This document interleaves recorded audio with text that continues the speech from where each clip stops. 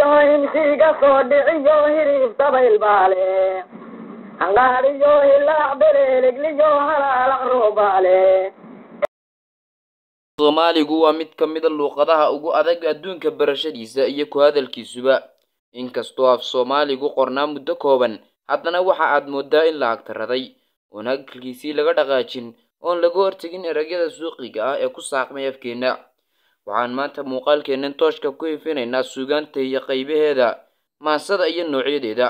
Runtii waa mowduuc aad muhiim ugu ah qof kastoo af Soomaaliga ku hadla, kala barashada suugaanta, maansada iyo noocyadeedaba kala duwan.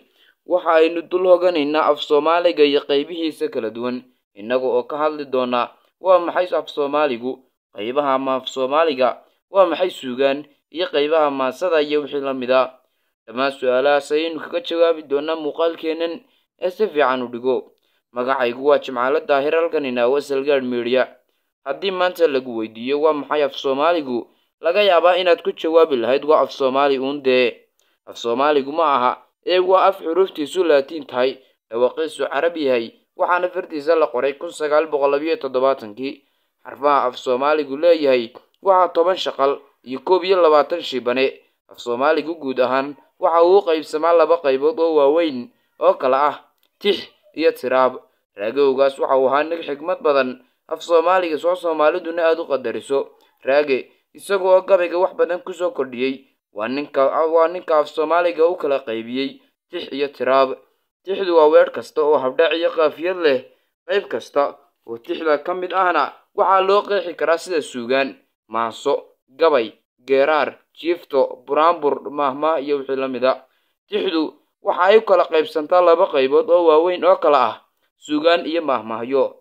Suugaantu waa qaybo badan tahay, waxayna ka kooban tahay qaybo badan, waxaana ka mid ah gabayga, geeraarka, jiiftada, maansada, heesaha, shiribka, guurowga iyo wixii la mid ah. Tiraabtu waa hadal caadi ah oon lahayn qaafiyad iyo habdhac toona, waxaana ka mid ah sheekooyinka, murtida, odhaahyada iyo halhaysyada. Waa maxay suugaan? Waa qaybta ugu hodansan af Soomaaliga, waana sida magaceeda ka muuqata iidaanka, koosaarka iyo suugada afka. Suugaantu waxay u kala baxdaa 2 qaybood oo kala ah maanso iyo mahmaah. Waxayse suugaantu leedahay macnayaal fara badan, waxaana ka mid ah suugaan xoololey, suugaan beeraley, suugaan afeed iyo suugaan guri. Macnayaashani waxa uu mid kastaaba muujinayaa macnaha ay leedahay xaaladda goorta la joogo ee loo adeegsanayo ereyga suugaan. Maansada haddaba iyo fariqeeda. Gabaygu waa hadal kooban oo leh xaraf raac ah 2 xaraf raac iyo in ka badan, waana boqorka maansada. 2 geeraar waa qayb ka mid ah maansada, waxaana la tiriyaa xilliga guulaha iyo farxadda iyo guubaabada. 3 jiiftada waa nooc ka mid ah maansada, waxaana la tiriyaa xilliga guubaabada iyo waanada. 4 masafo waa qayb ka mid ah maansada, waxaana la tiriyaa xilliga wacdiga iyo guubaabada.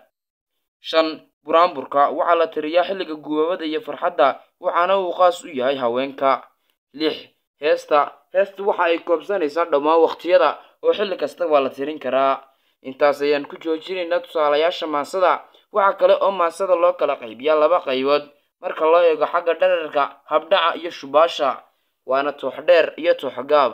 Toox dheertu waa maansada leh hoojis iyo hooris oo ay ku jiraan 2 xaraf raac iyo ka badan, waana maansada dhererkeedu ka badan yahay 12 dhawaaq ama cod. Waxaana ka mid ah gabayga, buraanburka, heesta weglada, heesta kabada, heesta heelada iyo heesta caloolka. Toox gaabtu waa maansada leh 1 xaraf raac aan lahayn hooris ama hoojis ama si kooban haddaan u qeexno dhererkeedu ka yar yahay 12 dhawaaq ama cod.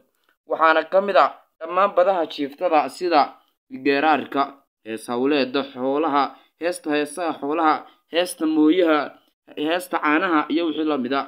Intaas ayaynu ku soo gabagabaynaynaa muuqaalkeenii aan ku soo dulmaraynay maansada. Haddaad wuxuun ka faa'iiday muuqaalka like saar, siina share garee saaxiibadana la wadaag.